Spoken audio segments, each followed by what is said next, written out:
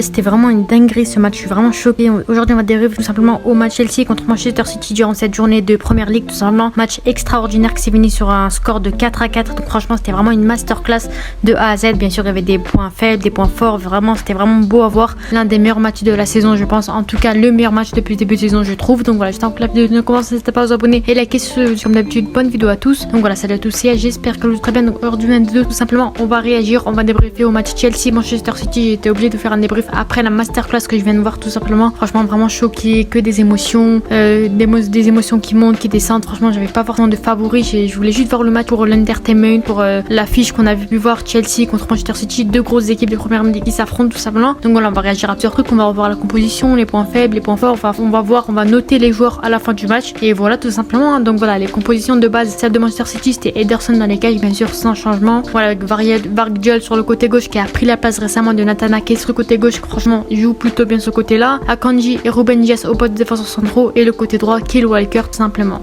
On avait des milieux défensifs avec Bernardo Silva, ça c'est un petit changement on va dire, parce que sur le côté droit il préférait mettre Phil Foden par exemple, parce qu'il nous manque Kevin De Bruyne etc, il manquait Kevin De Bruyne, donc il a préféré mettre un Bernardo Silva milieu défensif histoire de monter de temps en temps en attaque, histoire de soutenir, et avec Rodri avec lui bien entendu, aucun débat là-dessus. Doku sur le côté gauche qui a réussi à trouver sa place depuis le début de saison dans cette équipe de Manchester City, qui franchement brille en ce moment, vraiment très très bon joueur. Alvarez milieu offensif pour remplacer De Bruyne et Foden sur le côté droit, et bien sûr Haaland en pointe bien sûr tout simplement. Et pour la composition de Chelsea on a vu Robert Sanchez dans les cages bien sûr, sans habitude c'est le seul gardien vraiment gardien de Chelsea en ce moment. Reece James sur le côté droit qui est revenu blessé, franchement c'est assez compliqué pour lui depuis qu'il a Chelsea, tout simplement il se baisse très régulièrement, c'est assez compliqué pour lui, il a trouvé sa place de titulaire dans cette équipe de Chelsea en tant que capitaine, franchement il a fait une bonne performance. 17 Thiago Silva au poste de défenseurs centraux qui ont plutôt bien fait l'affaire, et le côté gauche Cucurella, voilà il n'y avait pas forcément de Colwill, il n'y avait pas forcément de Gallagher sur le côté gauche, franchement il a préféré mettre Cucurella qui est pas forcément titulaire en ce moment, qui lui a pas beaucoup de temps de jeu avec Chelsea mais qui a eu la confiance du coach histoire d'être titulaire, avec Caicedo et Enzo au poste de milieu défensif, bien sûr ça change pas là-dessus. Palmer sur le côté droit, Gallagher milieu offensif et Sterling sur le côté gauche, et bien sûr Nicolas Jackson en pointe tout simplement.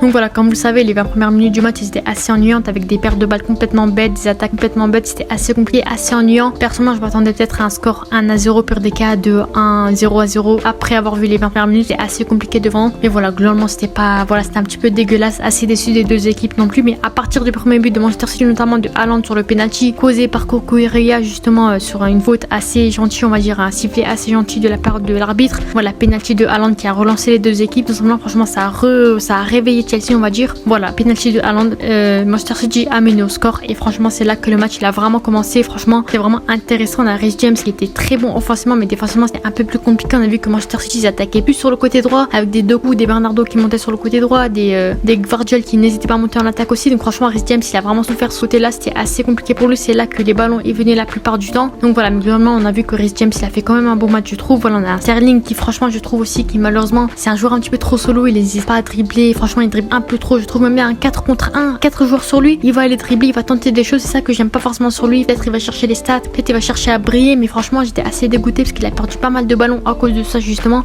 joueur un peu trop solo pour moi je trouve. Mais franchement voilà, Sterling pour moi il a vraiment fait un très bon match aussi, franchement il a pas fait le meilleur non plus, il a pas fait le meilleur match de sa carrière, mais franchement il a fait une bonne performance je trouve par rapport à ce qu'il a proposé, par rapport aux ballons perdus qu'il a fait aussi, beaucoup de ballons perdus mais beaucoup de passes clés aussi qu'il a fait. Voilà, on a vu qu'il y avait un équilibre des deux côtés, il n'y avait pas forcément d'équipe réelle dominante sur cette première mi-temps, franchement c'était assez beau à voir, des attaques des deux côtés, des trucs des deux côtés, il n'y avait pas d'équipe qui se faisait dominer, des équipes dominantes etc.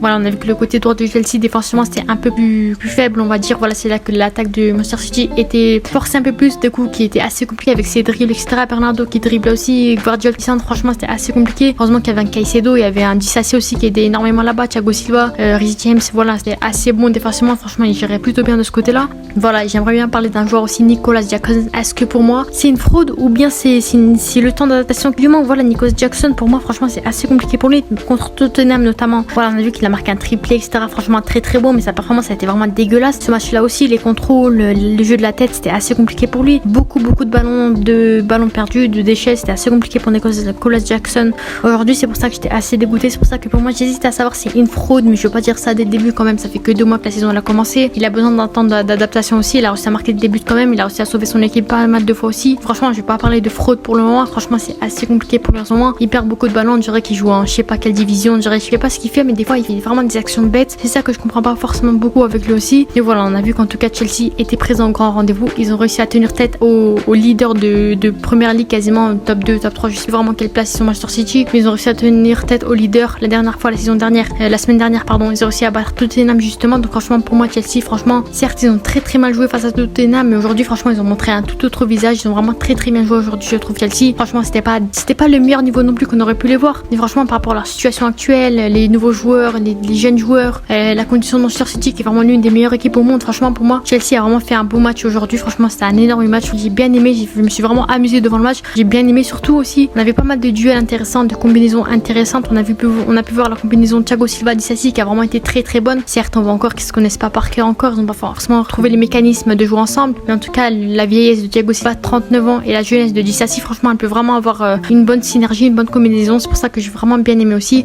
On sait que Chelsea sont dotés d'énormes défenseurs centraux aussi, hein. Colwill, on a vu Wesley Fofana, on a vu Badiashile, on a vu qu'ils ont énormément de défenseurs centraux, mais on a vu que Disasi franchement il a fait un très beau match aussi, tout comme Thiago Silva. Donc c'est pour ça que pour moi j'ai bien aimé aussi. Franchement je trouve que cette charnière a vraiment un énorme potentiel aussi, ils ont plutôt bien géré, ils ont pris aussi des buts pas très intéressants aussi, un peu bêtes on va dire, mais globalement ils ont bien géré pour une première entre guillemets on va dire, vu que c'est la première fois qu'ils jouent ensemble cette saison. Donc voilà, aussi on a vu un réel duel Sterling contre Walker, c'était vraiment un très gros duel aussi. Des fois c'était Walker qui gagnait, des fois c'était Sterling qui lui mettait des petits ponts, qui lui faisait la misère aussi, mais franchement j'ai très bien aimé ce duel aussi, sur le côté gauche aussi notamment. Donc voilà, et on a vu aussi que la deuxième mi-temps c'est un peu plus compliqué pour Chelsea. On a vu que Manchester City gérait quasiment toute la deuxième mi-temps. Franchement de ce côté là c'est vraiment flagrant aussi. On a vu que depuis l'entrée de Grealish notamment, de Kovacic etc, on a vu que Manchester City menait largement cette deuxième mi-temps, mais franchement Chelsea c'était pas dégueulasse non plus, ils ont réussi à tenir notamment pour avoir le 4-4.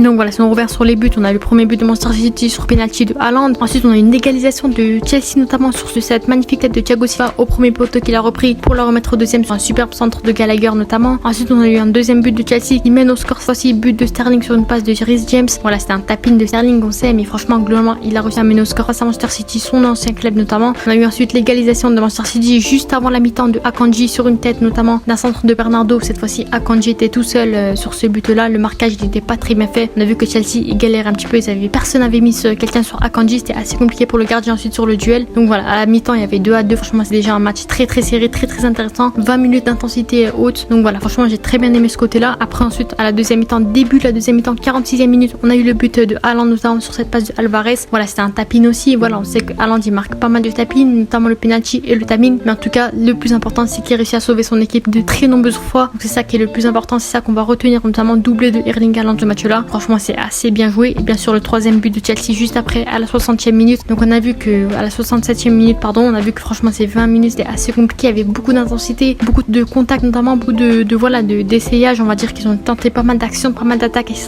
mais il n'y a pas eu forcément de but. Et c'est à la 67e minute que Chelsea réussit à marquer leur troisième but, sort d'égaliser de Nicolas Jackson sur une frappe de Gallagher notamment, qu'il a repris notamment, qu'il a réussi à marquer. C'était aussi un tap-in aussi, mais en tout cas il a marqué son but ce match là, il a réussi à mener à l'égalisation malgré son match pitoyable qu'il fait aujourd'hui. Donc voilà, ensuite on a eu le quatrième but de Manchester City à la 87e minute notamment de la part de Rodri. Voilà, c'était dévié certes par Thiago Silva, mais globalement il a marqué ce but là. Encore une fois Rodri qui a réussi à marquer un but, qui a réussi à sauver entre guillemets Manchester City. Mais voilà, sur cette attaque là j'ai vraiment bien aimé l'action collective de Manchester City qui a vraiment été très bonne, notamment sur le côté droit. Franchement ce but là était vraiment très beau aussi, certes ça a été dévié, mais franchement l'action collective c'était vraiment très beau. Et en fin de match, comme vous le savez, à la 90e minute plus 5, penalty de Chelsea notamment sur ces bouchées qu'ils ont fait sur Broja notamment il me semble. Donc voilà, il se prend un énorme tacle des deux côtés de Walker et Ruben il me semble, et penalty pour Chelsea, but de Palmer qui se reste pas devant les buts, il a réussi à marquer face à son ancien club et qui célèbre bien entendu. Donc voilà, 4-4 sur le résultat. Et s'il doit venir sur les notes bien sûr par rapport à Manchester City et Ederson, je lui mets la note de 6 sur 10. Donc voilà, globalement je trouve qu'il a fait un bon match, il a fait les arrêts qu'il fallait. Certes des fois c'était assez compliqué pour lui, il n'était pas forcément fautif sur tous les buts, mais voilà, 6 sur 10 pour moi ça reste une note assez correcte. On continue ensuite avec la défense. Gvardiol, Akanji, pour moi je leur mettrais 5 sur 10, c'était pas exceptionnel non plus. Voilà, c'est assez bon, ils ont fait le taf on va dire. Akanji certes il a marqué, avec Gvardiol il a fait quelques centres, mais voilà, pour moi c'est un 5 sur 10 défensivement. Et Ruben Dias pour moi 6,5 voire 7 sur 10. Pour moi il a vraiment très bien défendu sur ce match là. Certes des fois il fait quelques fautes, notamment le penalty en fin de match c'est lui qui l'a causé, mais voilà, pour moi Ruben Dias a vraiment fait un très bon match. Des fois c'est le dernier défenseur qui réussissait à arrêter des contre-attaques, mais franchement pour moi Ruben Dias fait partie des meilleurs défenseurs au monde. Walker 6 sur 10 aussi, rien à dire, il a fait un très bon match aussi. Franchement je suis assez content de son match aussi. Bernardo et Rodri, pour moi je leur mettrais 5 à 6 sur 10. Franchement ils ont fait un bon match. Rodri notamment qui marque le but, Bernardo quelques passes D. Donc franchement pour moi j'ai bien aimé franchement leur match. 6 sur 10, franchement il mérite amplement cette note.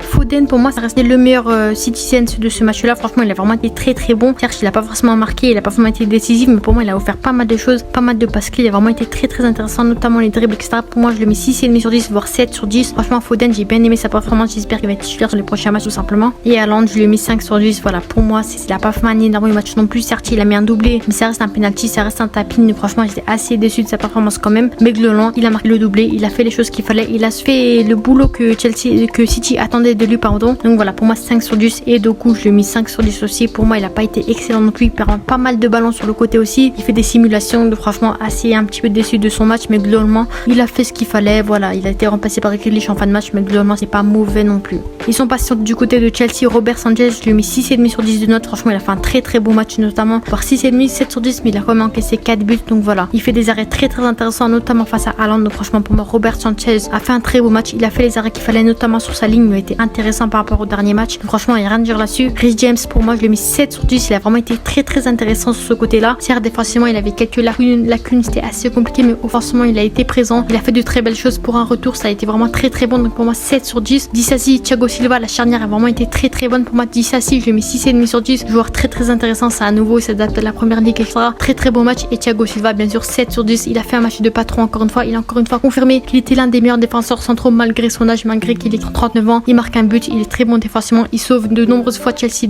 d'encaisser des buts. Donc pour moi, Thiago Silva a vraiment fait un vrai match, un match de bonhomme, un match de patron. Et Cucurella, pour moi, je lui ai mis 4 sur 10. C'était assez compliqué pour lui sur ce match-là. Il déclenche un penalty, il fait pas grand-chose offensivement et défensivement, donc assez déçu quand même. Mais voilà, j'espère qu'il va pouvoir se relever avec Chelsea dans la saison. Et je suis quand même assez déçu du match de Cucurella, tout simplement. On continue maintenant avec les milieux défensifs, les pivots entre guillemets. Caicedo, je lui ai mis 5 sur 10. Il a pas fait un énorme match non plus. Il a fait quelques retours défensifs, quelques attaques offensives, mais franchement, globalement, c'est assez moyen, assez médiocre. Il a fait ce qu'on lui demandait entre guillemets, on va dire. Donc franchement, pour moi, il mérite 5 sur 10. Et Enzo Fernandez, c'était pas son meilleur match non plus, mais franchement, il a fait des choses intéressantes. 6,5 sur 10, globalement, c'est assez bon, on va dire. Voilà, franchement, j'ai bien aimé le match de Enzo, malgré que ce soit pas son meilleur nouveau non plus. Et pour l'attaque, Palmer et Gallagher, je leur ai mis 6 sur 10. Voilà, franchement, c'était assez intéressant, notamment Gallagher qui était présent un petit peu de partout. Il a fait quelques buts, franchement, la passe D notamment sur Thiago Silva, la passe D entre guillemets sur Nicolas Jackson, son tir raté. Franchement, Gallagher, j'ai bien aimé son match aussi, 6,5 sur 10. Et Palmer, 6 sur 10. Certes, il a marqué le penalty, mais franchement, globalement, dans l'ensemble, c'est assez bon aussi, on va dire. C'était pas dégueulasse non plus, mais franchement, il a offert de belles choses. Il a fait des centres, franchement, j'ai bien aimé aussi.